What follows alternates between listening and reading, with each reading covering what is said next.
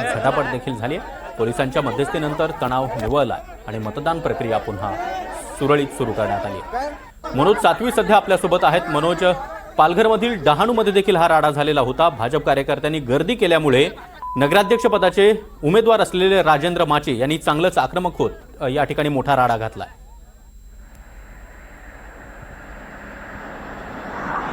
नक्कीच सागर, राज्यात सरकारमध्ये एकत्र असलेले भाजप आणि शिवसेना या डहाणूमध्ये एकमेकांच्या विरोधात ठाकलेले आहेत आणि सर्वात महत्त्वाचं म्हणजे भाजपच्या उमेदवाराच्या विरोधात शिवसेना शिंदे गटासोबत राष्ट्रवादी, दोन्ही राष्ट्रवादी आलेले आहेत आणि त्याला पाठिंबा हा शिवसेना ठाकरे गटाचा देखील असल्याचं आणि CPMचा देखील असल्याचं बोललं जातंय।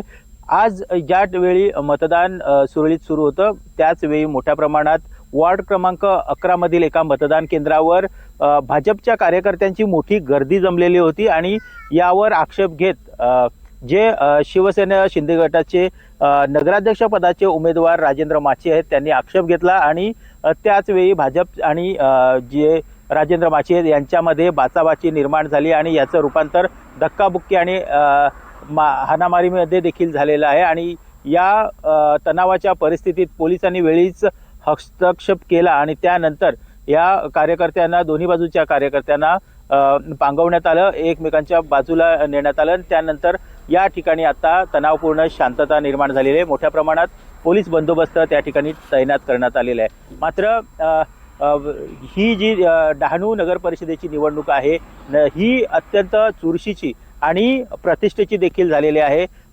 जे भाजपचे उमेदवार आहेत त्यांच्या प्रचारासाठी मुख्यमंत्री देवेंद्र फडणवीस स्वतः या ठिकाणी आलेले होते।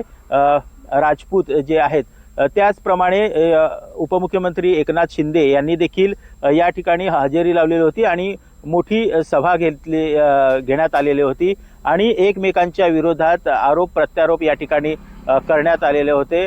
अहंकार जो आहे तो मोडून काढण्यासाठी सर्व पक्ष एकत्र आलेत असा एकनाथ शिंदे यांनी टोला लगावलेला होता आणि त्याला प्रत्युत्तर देखील मुख्यमंत्री देवेंद्र फडणवीस यांनी दिलं होतं। त्यामुळे सध्या या ठिकाणी तणावपूर्ण शांतता आहे। नक्कीच मनोज, धन्यवाद दिलेल्या या